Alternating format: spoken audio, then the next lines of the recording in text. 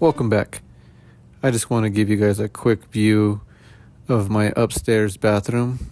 I am fortunate enough to have 3 bathrooms in my home, and my upstairs bathroom and 1 bedroom upstairs besides the loft is kind of like our second living room. But I've basically taken over this bathroom up here and made it into the wet side of my dark room, where I develop my film and paper, and also paper negatives and stuff. So let's have a look at my developing tank that I've already shown you, and a few little upgrades on there. I've upgraded the motor to a little more heavy duty motor.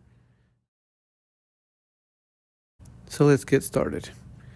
I'm going to first develop this roll of Kodak Vision3. I have 2 rolls of film that I'm going to develop. This first one was push to 1 stop, and the second roll was shot at normal box speed. I always use a fresh pair of rubber gloves every time I load up the film. First thing I like to do also is take off 5 inches of the leader, because it really doesn't need to be in there. I think I've explained that before. It kind of saves a little bit of developer and the rim jet remover. And I always cut the corners so that it fits or slides inside the reel a lot easier. And these reels are actually easier than Patterson reels. But first thing we got to do is turn off the light.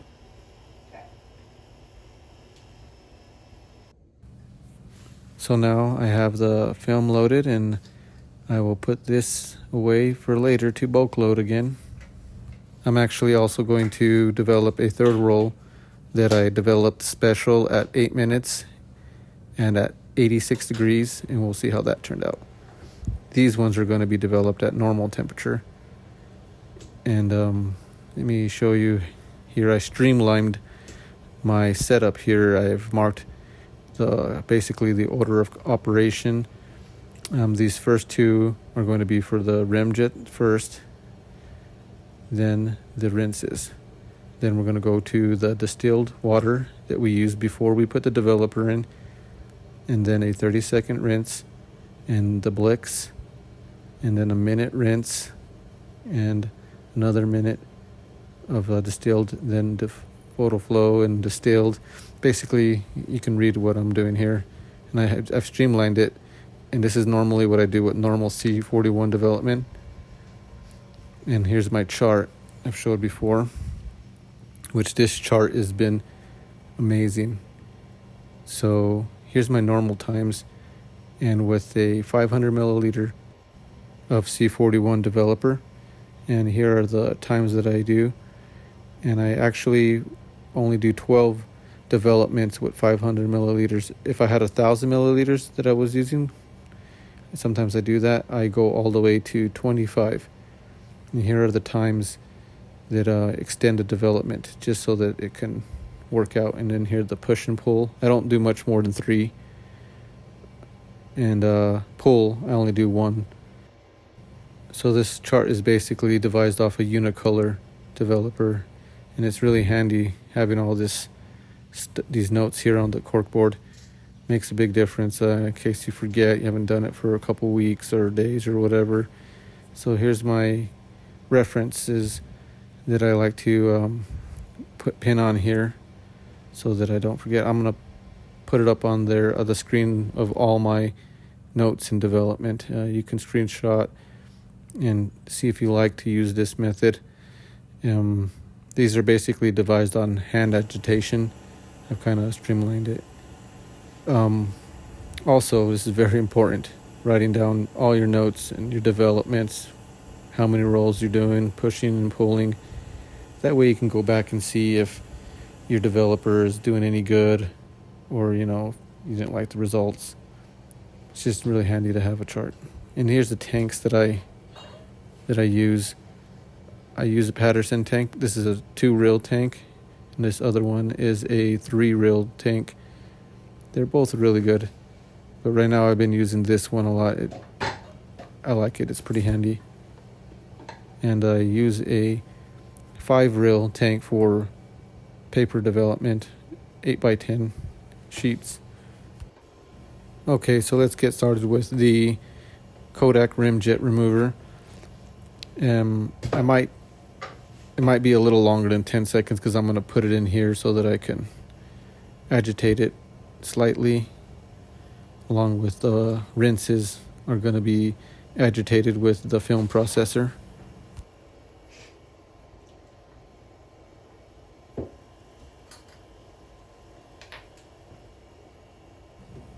Like I said, this is going to be a little longer than 10 seconds, but we're going to try to keep it tight and just give it a little agitation and dump it right back into the container because we're going to use that over and over again.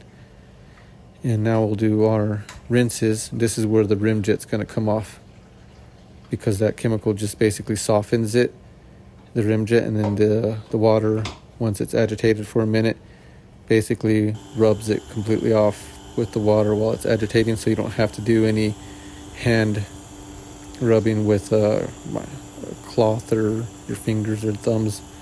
It basically, eliminates that step and it's just way slicker. In this video, I'm going to show you basically every step that I take during development.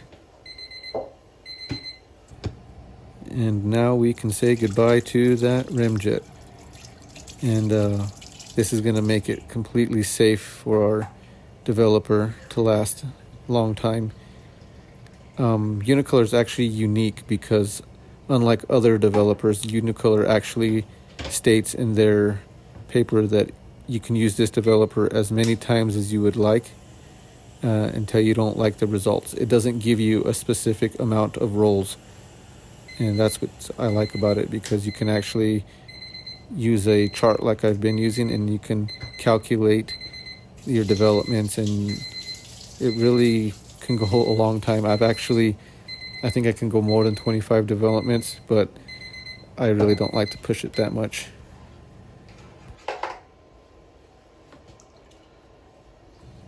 So I'm going to refill each one of these water rinses because I'm going to immediately go to the next development afterwards.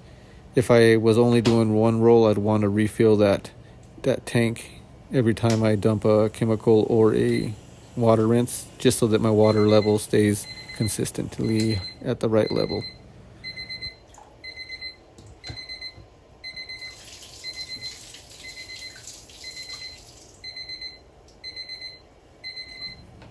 So now all our water rinses are done and we're ready for the developer.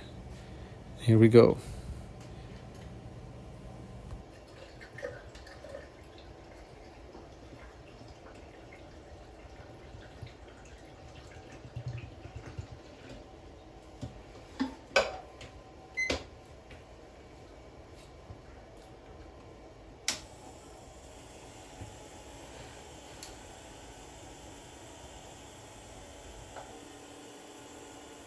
So we have about 35 seconds left, and when it gets to 20, we're going to dump the developer right back into its container and put her right back in here so that it can start warming up for the next development. That beeper will beep for 30 seconds before it stops, and I'm going to use that as my 30-second time for rinsing in between the developer and the Blix. And I think a big part of the reason why my chemicals last long is because I like to have a rinse in between to kind of just basically wipe out as much of the developer or the chemical in between, each use.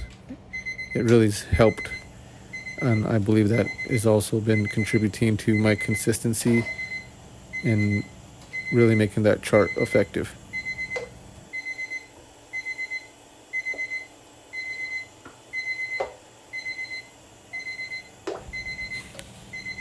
Let's get this Blix ready, because that's going to stop. Oh, here we go.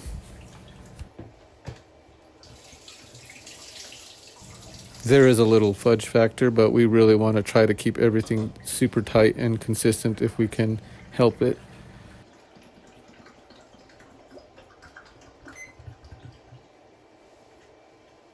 I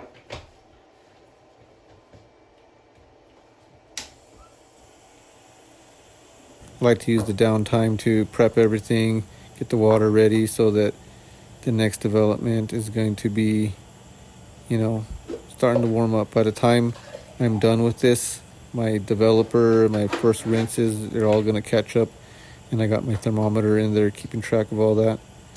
So that's just, the order I do it. You don't have to do it this way, but it seems to work pretty well for me, and I mean, the results are going to prove it here in a little bit. So I hope you guys hang tight and wait to the end of the video to see the results, because I'll put up the scan and the print, because I like the print. The print is really, the proof of how everything's going to turn out. So I also don't like to color correct at all. I want my development to go perfect so that I don't have to color correct. Usually I hardly ever color correct.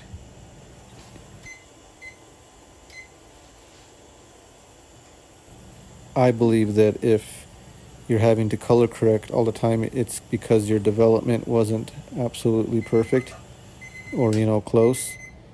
And when that happens, that's where you get color shifts. And color shifts may not be that bad sometimes, and they're easily corrected, but I really don't like to do a whole lot of, post-process, especially when I'm printing in the darkroom. If your scans come out kind of awful and you have to color correct to get the color you want, you bet your butt that when you're printing them in the darkroom, it's going to be pretty hard to get that color, right.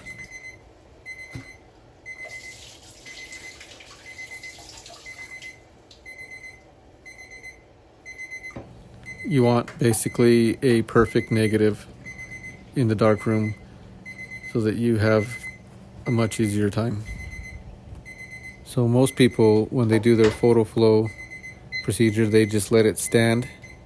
And I like to agitate it because I believe it removes any pink that may contribute to a color cast. And I just basically want my negatives to be rinsed like completely so that doesn't happen. And so far it's been pretty good for me.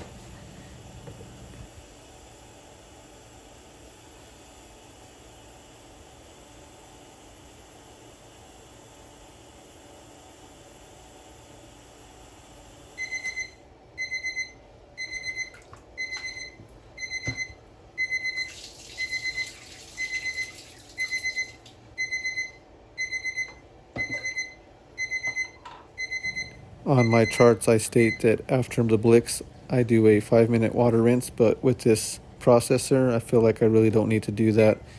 If I was hand agitating, I definitely would want to do a 5-minute water rinse.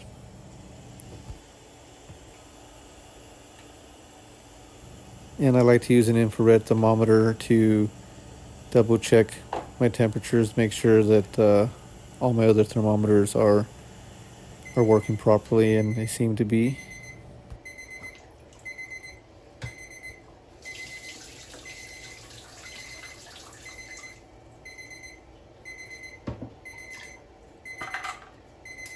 This is definitely going to be the longest video I've ever made, and if I hadn't edited the times of the agitations that I've been doing, it probably would have been at least 10 minutes longer. And we're coming up with our last rinses. Normally with C-41, that would be it.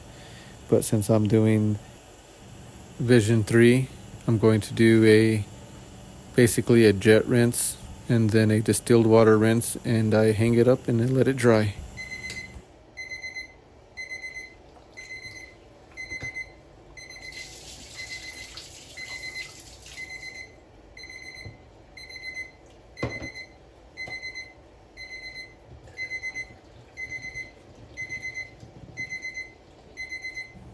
Might seem like a little overkill with all these rinses and this procedure the way I do it, but it really don't take that long. Once the water's up to temperature, it's like 35-minute development, and that's not too bad.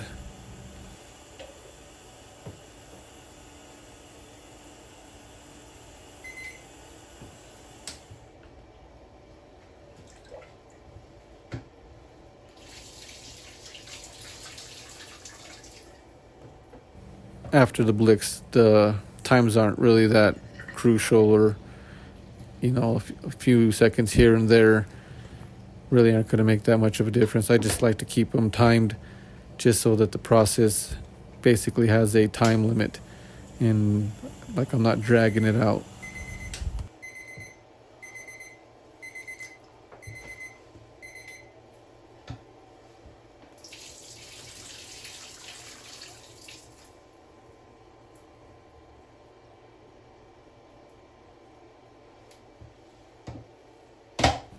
So let's have a look here, see how it went.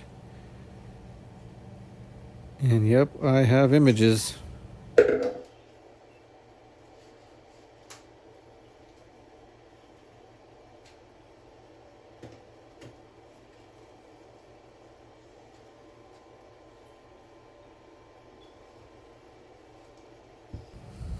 Yeah, I'm not seeing any rim jet on here. But like I said, I'm going to do a jet rinse real quick.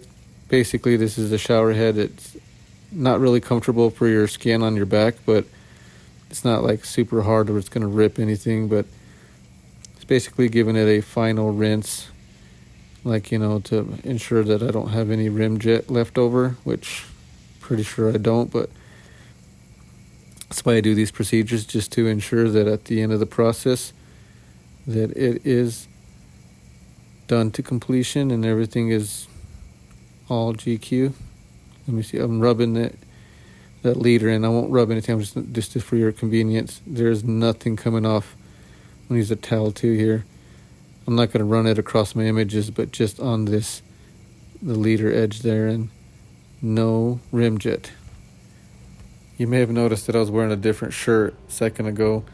Well, that's because it was getting a little chilly, and that was the third development. This is the first development that I did.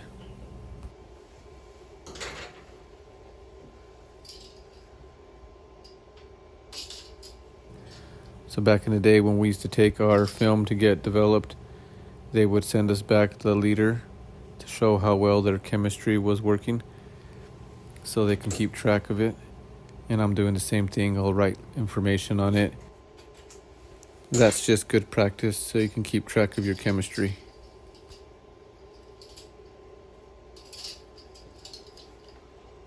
You can see right here where I bulk loaded the film. Just about lost that image, but the rest turned out really well.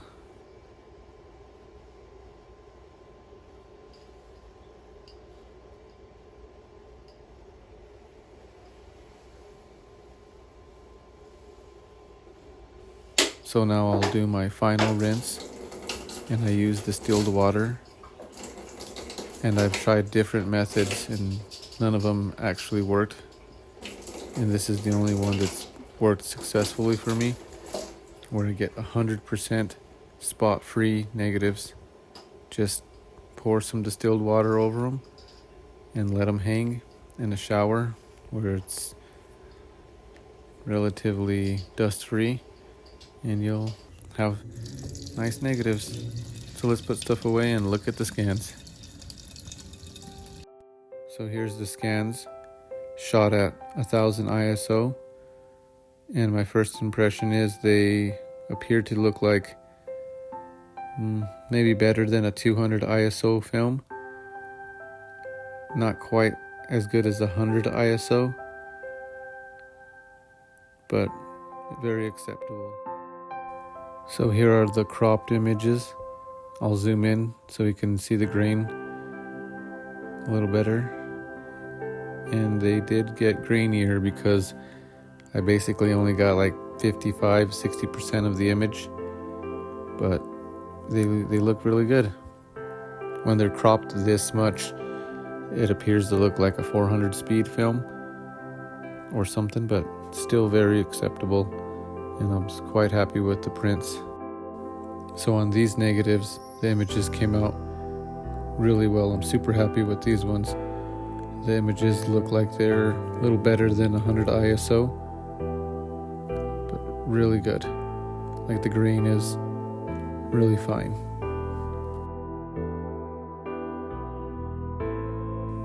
So this is the 5219 Vision3 500T stock, and right away I'm impressed.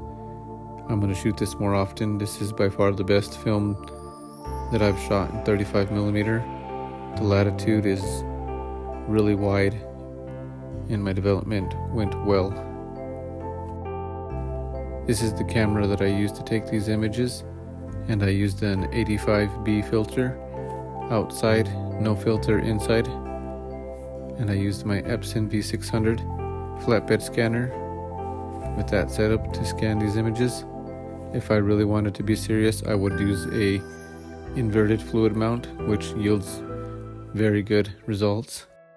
So let's take a look at the third development that I did, and I'm gonna have to tell you right now, these images remind me an awful lot of my digital camera. There's virtually no grain. It's like super low ISO. I mean, the images are absolutely amazing. The prints I'm really happy with. It's a little longer development, but it's well worth it to get that reduced grain. I think the trade-off is well worth it to get that reduced grain. And, you know, what more can you ask from a 35mm camera? When you're getting good results like this, it just makes you want to shoot 35 more often. So I have to tell you, none of these images were color corrected. The only thing I did was remove little dust spots here and there. They're basically raw images. Thanks for watching. If you like this kind of stuff, stay tuned. I got some black and white sepia tone videos that I'm going to post here in the future. See you then.